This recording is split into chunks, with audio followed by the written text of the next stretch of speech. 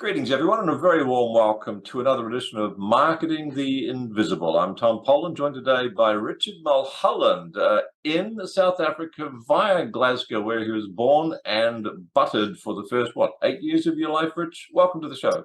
That is correct. Thanks so much, Tom. So if you notice a bit of a Glaswegian accent there, combined with South African, to park the car, then that'll be why. Given that Rich is a strong supporter of the South African rugby team, who just beat my beloved All Blacks on the weekend, we're not going to talk about rugby. Richard, stop talking about rugby. All right, let's rock. Let's get on with it. Rich is an extraordinarily dynamic stage presence.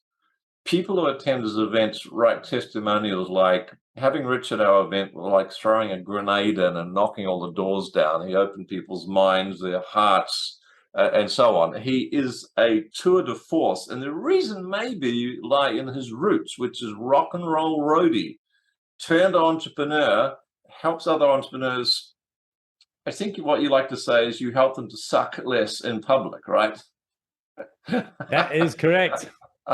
It's a high bar, but we can get over it. It's actually a low bar, Tom. It's a low bar, right? Yeah, I'm a bit tongue-in-cheek with that one. The subject, folks, is really interesting, and you crack this. It really is one of the truly most profitable methods for marketing and bringing in new clients. The subject is how to use stage marketing to amplify your audience authority and activate your audience. We all know if people aren't activated, they're not going to get off the chuffs and do anything. So, Rich, thanks for being on the show. Our 7 minutes starts now. Question number one, sir, who is your ideal client? So, entrepreneurs, business leaders, and rugby supporters of decent teams who believe that they have a unique, shots fired, believe they have a unique point of view in the world, but they're frustrated by their relative anonymity in getting that idea out. Right. So feeling invisible, unheard, not getting cut through. Thank you for that. And interesting you say, they feel like they've got a gift, they've got something special, and I think probably everyone has, but just not being able to get it out there. So that sounds like that's the problem you solve. Question two is, what's the problem you solve? 6.5 minutes left. Anything you want to add to that? Yeah, so the problem is there's a few problems with what it is. The first is that they have imposter syndrome. So a lot of people think, well, I've got this idea, but I'm not great at being out there. And do I really deserve to be there? But many experts, there are two kinds of experts, Olympiads and journalists. If you've run the Olympics, you're the first person on the moon, you're an Olympiad. But if you have done your research well and you have a unique point of view, like say Malcolm Gladwell, who doesn't speak about he doesn't speak about journalism and writing, then you have this opportunity to go out there. And so when we get people to realize that, they realize they're not the imposters that they think they are. And then the second problem is that most people don't understand what it takes to write, design, deliver. And then I guess, of course, market a great presentation that will help them steal the spotlight at any event they go to. So question three is, what are some of the symptoms that people are going to be experiencing who've got this problem with imposter syndrome? And I guess self-esteem might be one, and the methodology to be able to steal the show on the stage. What else would you say are the typical symptoms of your ideal clients before they find you? Well, there's two. There's one that's tough for us, but is ultimately tough for them. And there's one that's tough for them. The one that's tough for them is they don't know where to start. So they don't know where to start to position themselves as a thought leader. It's kind of difficult. Like you have this idea and you want to go out there and you want to let the world know, hey, I'm here and I've got an idea that can help you.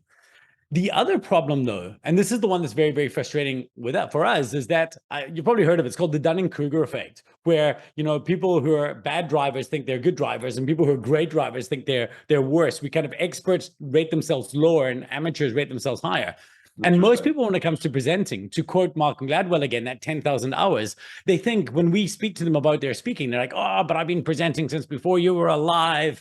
I've got 10,000 hours of presenting. Yes, you got 10,000 hours of shit presenting. And this is the problem. And that's most people, right? Then you've got most of the rest, and they have 10,000 hours of fine presenting. They're okay, but they're not memorable. They're a beautiful grain of sand lying on the beach.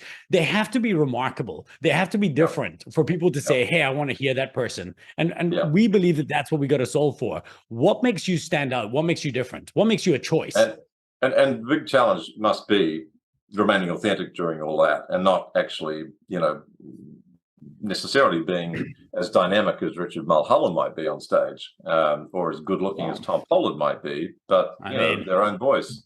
Yeah, say no more. Let's move on quickly. So question 4, common mistakes, 3.5 minutes left. What would you say the top 1 or 2 mistakes that people make when they're trying to steal the show on the stage? What are you seeing people do that really they shouldn't be doing? Okay, well, the first thing is that they're taking a brief from the conference organizer. So a conference organizer phones you. Hi, Tom, we've heard your podcast. We'd love you to come and speak. And we want you to speak to the state of marketing and podcasting today. Now, you're a marketer, you understand it, you're a podcaster, but that's not your keynote. That might not be your area of authority, but it sounds like a good audience. So you're just like, yes. I don't do that. I say, no. I say, I think I could add far more value by speaking at your event on this topic. And let me explain to you why. I can move the needle of your audience by A, B, and C by doing one thing. And the problem with this is that then what happens is you say yes because you want the audience. You start writing the talk. You scope creep because you're trying to get to your area of authority anyway. But actually, you're nervous as all heck because you're writing new content for the first time and you can never use it again. So you've added too much friction to your speaking journey. Rather write a great talk that you're comfortable giving and then only take the gigs in which that is relevant. So that would be the biggest single mistake that we would say. Beautiful pivot you just gave everyone there. And anyone who's been on the speaking circuit will know that problem. You try to bend yourself out of shape to get the gig, but then you regret it because you've got to create all this new content. It's not really your specialty. So beautiful pivot. And content takes time to land. Like you got to practice in public. It does, and it takes repetition, and it takes rethinking, and it's a bit like, books aren't written, they're rewritten. Well, speeches are kind of similar. So let's move on to, it's 2 minutes left. Question 5 is one valuable free action. Give us a top tip. You've given us one already, but you got another one up your sleeve? Yeah, I mean, I think everyone should take a moment to consider what their UPOV is, their unique point of view. And it's your unique point of view. It shouldn't be a 5-horse race. When you're, say, pitching or presenting, it should be you, a 2-horse race, you versus the best of the other 4. You have to have an idea that's counterintuitive or counter-narrative. And the problem is that too many leaders, they think they want to tell their story, but nobody cares about your story. Your story is only important when it helps people relate to your point. You start with the point you want to make, and then you write the story that will support it. If you're starting with the story you want to tell and retrofitting the point, you're going to fail. So figure out what is my unique point of view on our industry that would make people say, I never thought about it that way. Get that, and you're off to the races.